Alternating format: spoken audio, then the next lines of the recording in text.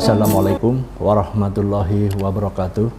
Alhamdulillah, segala puja dan puji kita panjatkan kehadirat Allah SWT yang telah menganugerahkan kepada kita semua kesehatan lahir dan batin serta rezeki yang telah kita terima hingga saat ini.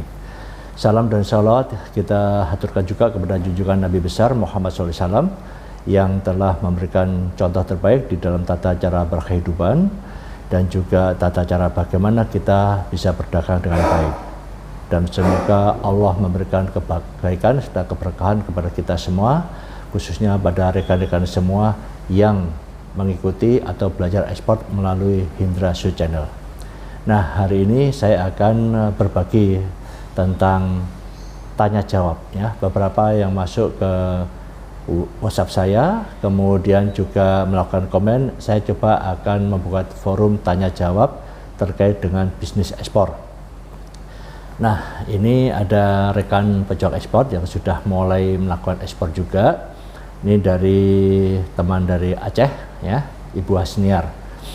Jadi beliau menanyakan, saya punya kendala, buyer saya tidak berani titik pembayaran di awal karena baru order.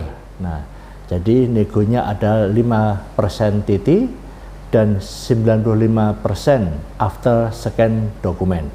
Nah, ini bagaimana langkah selanjutnya. Nah, di situ ya. Jadi kalau ada pembayaran 5% TT dan 95% scan dokumen, itu artinya bisa dipertegas bahwa yang 5% itu adalah pembayaran sebelum barang diproduksi. Nah, sisanya adalah 95% itu setelah barang dikirim. Dikirim dalam arti begitu masuk kapal, Anda akan mendapatkan yang namanya kopi BL. Nah, kopi BL itu didapatkan paling tidak 1-2 hari maksimal itu setelah kapal berangkat. Nah, dokumennya itulah yang Anda scan untuk dikirim ke customer untuk melakukan penagihan pembayaran ya. Di sini.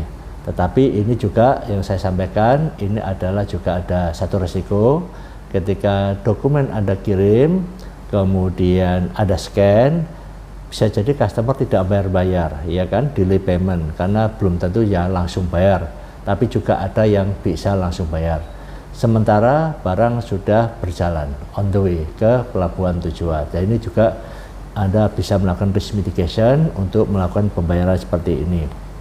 Jadi Anda mendapatkan 5%, sisanya yang 95% itu akan dibayarkan setelah Anda scan dokumen.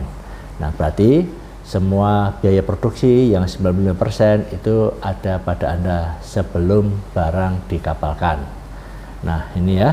Kemudian ada pertanyaan yang lebih mendetail lagi terkait dengan LC ya. Nah, rupanya customer ini ingin tidak membayar dengan TT ataupun down payment via transfer, tapi menggunakan Red Close LC. Jadi Red Close LC ini adalah salah satu jenis LC di mana pihak issuing bank yang menerbitkan LC itu memberikan klausula yang zaman dulu pakai mesin ketik ya, pakai mil ketik itu tulisannya berwarna merah. Merah di sini supaya ada penegasan bahwa ini harus diperhatikan. Nah, penulisan warna merah ini salah satunya adalah menyebutkan bahwa beneficiary atau penerima LC ini berhak mendapatkan down payment dari bank yang menerima LC itu. Nah, di situ ya. Jadi itu disebut dengan red clause. Jadi satu klausula yang berwarna merah ya, di situ menegaskan bahwa penerima LC ini disarankan ataupun diberikan hak untuk memberikan pembiayaan senilai yang ditentukan di dalam LC itu. Nah, jadi down paymentnya itu juga berupa LC. Nah, untuk saat ini yang dinamakan keterangan red clause itu ya warnanya nggak merah ya, semuanya pakai warna hitam sekarang, baik Telek maupun Swift itu warnanya hitam. Jadi ini ada benar-benar klausulnya harus diperhatikan karena itu satu klausul yang sangat penting. di dalam prakteknya selama saya menangani LC yang lebih dari 20 tahun itu saya saat ini belum pernah itu menerima red call LC ya. Artinya apa? Sekarang itu banyak customer kedua belah pihak itu umumnya mengirim dengan down payment ya, down payment saja. Satu itu ya, down payment di luar LC. Jadi nanti pembayarnya TT plus LC. Jadi mungkin TT-nya 20%, sisanya itu dibayar dengan LC. Yang ke satu. Yang kedua, kalau toh Anda mendapatkan red close LC, itu bank penerima LC itu juga tidak semudah langsung mencairkan. Karena untuk pencairan LC itu adalah butuh yang namanya fasilitas pembiayaan, yaitu financing facility yang diberikan oleh bank. Jadi tidak semerta. Jadi bank akan melihat bagaimana kinerja Anda, perusahaan Anda, bagaimana juga berapa banyak transaksi Anda setiap bulan, kemudian juga bagaimana historical pembayaran dari calon bayar Anda. Jadi bank perlu hati-hati di dalam menyalurkan. Jadi tidak semerta-merta kalau Anda terima red close LC terus mendapatkan down payment, belum tentu. Jadi bank punya hak untuk bisa menilai siapa beneficiary penerima down payment melalui red close LC itu. Nah, di situ ya. Jadi saya sarankan jika memang Anda ingin melakukan transaksi atau red close LC, ini sebaiknya berkonsultasi dengan bank terlebih dahulu ya, supaya benar-benar Anda itu akan mendapatkan fasilitas atau tidak, kepastiannya di situ. Karena ini down payment ini penting untuk Anda melakukan proses produksi. Kemudian yang ketiga ada juga menanyakan tentang under name ya, pembayaran tapi dengan under name. Nah, pembayaran LC tapi under name. Jadi LC itu dikirim ditujukan kepada beneficiary. Nah, beneficiary ini, si penerima LC ini adalah shipper ataupun eksportir yang dokumennya, seluruh dokumennya itu tercantum di dalam LC. Artinya apa? Kalau misalkan Anda, perusahaan saya misalkan ya, ada transaksi LC, tapi saya tidak punya legalitas usaha ataupun tidak ada fasilitas dengan bank tertentu. Nah, terus kita pinjam nama orang lain, pinjam perusahaan orang lain. Nah, jadi nanti LC tersebut itu harus nama perusahaan orang tersebut, ya. Dan semua dokumentasinya, semua invoice, backlink list, BL, COO dan sebagainya itu juga atas nama perusahaan yang Anda pinjamin itu. Termasuk dengan pembayarannya yang dari luar negeri itu masuk ke rekening yang Anda pinjemin namanya di situ ya. Jadi Anda pinjam nama di situ, semuanya rekeningnya masuk di situ. Nah, ini harus Anda melakukan risk mitigation, yaitu membuat perjanjian supaya benar-benar aman secara secara finansialnya, juga dokumentasinya. Nah, siapa yang membuat dokumentasi tersebut? Ya tentunya Anda ataupun pihak yang Anda pinjami di situ ya. Jadi Anda harus benar-benar bisa melakukan risk mitigation terkait dengan pinjam nama itu. Jadi tidak bisa LC-nya atas nama orang, tapi dokumennya atas nama perusahaan Anda. Itu tidak bisa. Jadi semua dokumentasi harus ikut sesuai dengan yang ada di ketentuan di LC tersebut, ya, di situ. Nah, ini harus Anda perhatikan. Jadi bagaimana risk mitigasinya? Anda harus membuat satu perjanjian tertentu, juga melibatkan pihak bank, bikin standing instruction bahwa nanti kalau ada pengkreditan uang masuk ke rekening perusahaan tersebut, nanti bank diinstruksikan untuk memindah bukukan ke rekening Anda. Itu ya. Jadi kalau Anda LC, pembayaran LC tapi melalui atau pinjam nama dengan pihak orang lain atau pihak perusahaan lain, itu yang harus Anda tekankan. Nah, ada pertanyaan dari viewer terkait dengan pembayaran LC juga ya. Ini pembayaran LC terkait dengan, Pak, kalau ada pembayaran LC apakah juga kita mendapatkan bill of lading? Nah, itu pasti ya. Jadi bill of lading itu adalah dokumen yang negotiable, dokumen yang bisa diperjualbelikan ya, negotiable. Di dalam dokumen ekspor itu yang bisa diperjualbelikan hanya bill of lading, di mana bill of lading itu full set rata-rata itu adalah 3 asli atau 3 original yang ditandatangani oleh pejabat di maskapai pelayaran. Nah, ini adalah wajib ya, jadi wajib karena di situ dokumen yang diperjualbelikan. Artinya kalau pihak importir tidak mendapatkan yang namanya bill of lading original itu, maka dia juga tidak bisa mengambil barang ya di situ ya. Jadi ini wajib dan tidak boleh hilang ya. Makanya pihak pelayaran menerbitkan 3 ya, 3. Jadi 3 itu salah satu dari 3 arsip itu bisa digunakan untuk mengambil barang.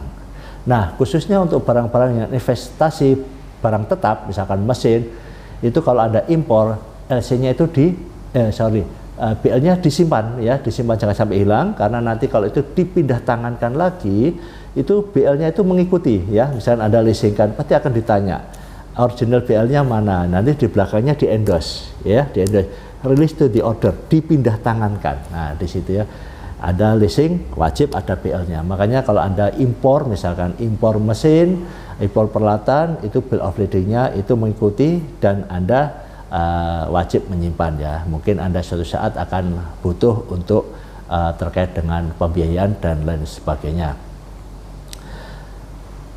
Kemudian ada lagi dari Mbak Hasniar ya, dari Aceh. Ini pembayarannya memang LC ya.